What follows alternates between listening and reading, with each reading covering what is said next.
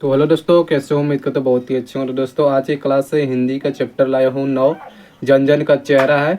जिनका लेखक का नाम है मुक्ति बोध। क्या है दोस्तों? मुक्ति बोध। तो दोस्तों, इस चैप्टर में जितने भी मुक्ति बोध के द्वारा जितने भी ऑब्जेक्टिव निकल रहे हैं, सारा ऑब्जेक्टिव को बताने वाले हैं इस चैप्टर में। और इस चैप्टर में लगभग 33 ऑब्जेक्टिव कराने वाले। क्या है? 33 ऑब्जेक्टिव 1 से लेकर 33 तक कराने वाले। और आप सब वीडियो के अंत तक बने रहना। चलिए, पहला नंबर क्वेश्चन के स्टार्ट करते हैं कि मुक्ति बोध का मुक्ति क्या है दोस्तों? कि मुक्ति बोध का पूरा नाम है।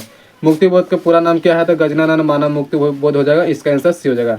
कह दानव दानम दुर्नात्मात्मा एवं मानव के आत्मा एक ये पंक्ति की शीर्षक कविता से लिया गया है। तो जन जन का चेहरा यह है। जन जन के चेहरा से एक लिया गया है। ऑप्शन ये होगा। तीसरा नंबर क्वेश्चन पेन से लगाना है कि मुक्ति बोध ने MA किस विषय से किया गया था? MA है दोस्तों, यह हिंदी से किए थे। क्या है? हिंदी से किए थे MA। ऑप्शन में क्या होगा? ए नंबर हो जाएगा। चलिए, और चौथा नंबर क्वेश्चन है, देखना है कि मुक्ति बोध का जन्म स्थल कहाँ है? मुक्ति बोध का जन्म कहाँ हुआ था? तो श्योपुर में हुआ था। याद रखना है, श्योपुर में इनका जन्म हुआ था। ये बी नंबर होगा। अरे हिंदी साहित्य में गजानन मानव मुक्ति बोध का उदय कैसे कवि के रूप में हुआ था? चलिए बताइएगा कि हिंदी साहित्य में गजानन मानव मुक्ति बोध का कवि के रूप में यह कैसा हुआ था? तब प्रयोगवादी हुआ था। याद रखना, तब प्रयोगवादी के रूप में हुआ था। ऑप्शन ये होगा। चलिए, और छठा नंबर क्वेश्चन देखना है।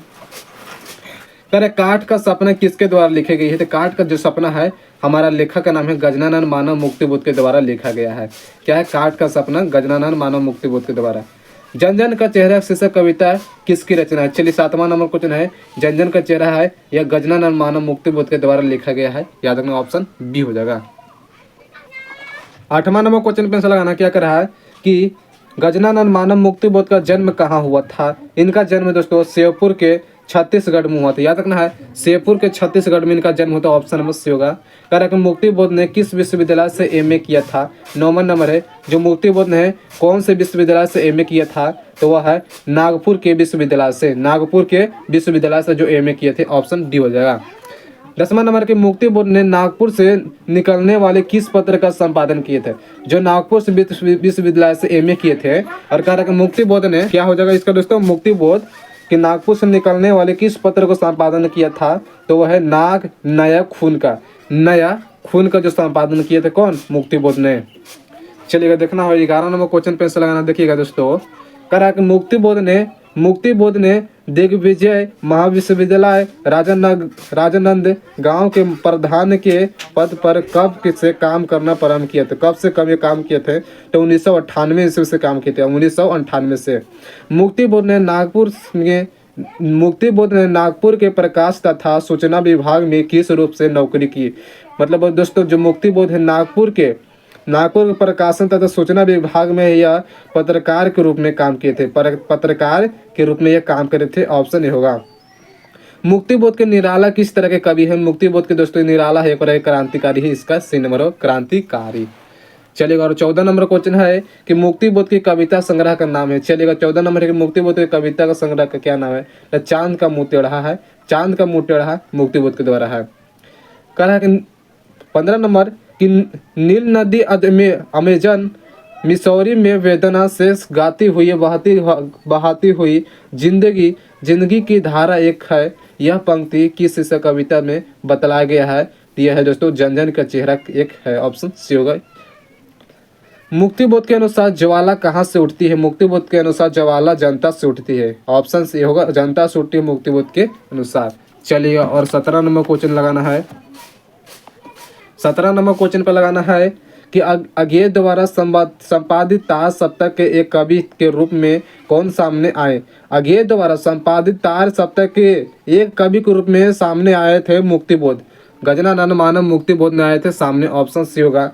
गजानन मानव मुक्ति बोध अपने रचनात्मक जीवन में किन दो प्रधान वैश्विक विचारधाराओं को संस्वर में आए थे? तो यह है अस्तित्ववाद एवं मार्क्सवाद के रूप में आए थे। गजानन मानव मुक्ति बोध जो रचनात्मक जीवन में अस्तित्ववाद एवं मार्क्सवाद के रूप में यह उघार लाए थे।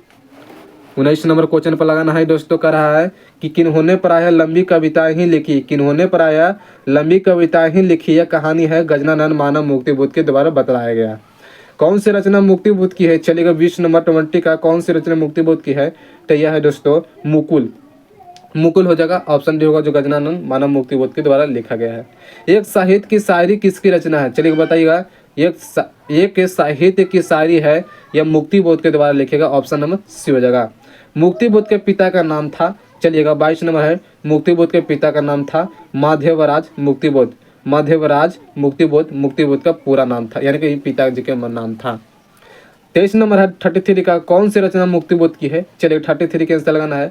कौन सी रचना मुक्तिबोध की है, तो चांद का मुंह टेढ़ा है, ऑप्शन डी होगा चांद का मुंह टेढ़ा है, यानी कि मुक्तिबोध के द्वारा लिखेगा, ऑप्शन डी हो जाएगा। चलिएगा 24 नंबर क्वेश्चन पर लगाना है कि कौन सी रचना मुक्तिबोध की नहीं है, क्या है कौन सी जो रचना मुक्तिबोध की नहीं है, चलिए देखते हैं।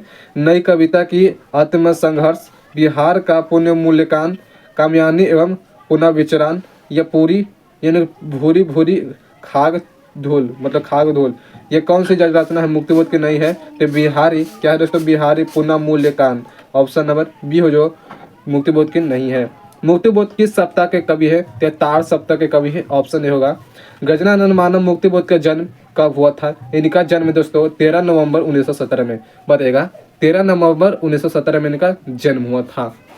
चलिएगा और लगाना है 27 नंबर क्वेश्चन पे आंसर, क्या कर रहा है कि मुक्तिबोध का नाम, मतलब मुक्तिबोध का माँ का नाम क्या था, चलिएगा 27 नंबर है कि मुक्तिबोध का माँ का नाम था ये पार्वती देवी था, पार्वती बाई था इनकी माँ का नाम, और जबकि पिता का नाम था क्या दोस्तों, पिता का नाम था माधवराज मुक्तिबोध, पिताजी का नाम था, और माता का नाम पार्वती बाई।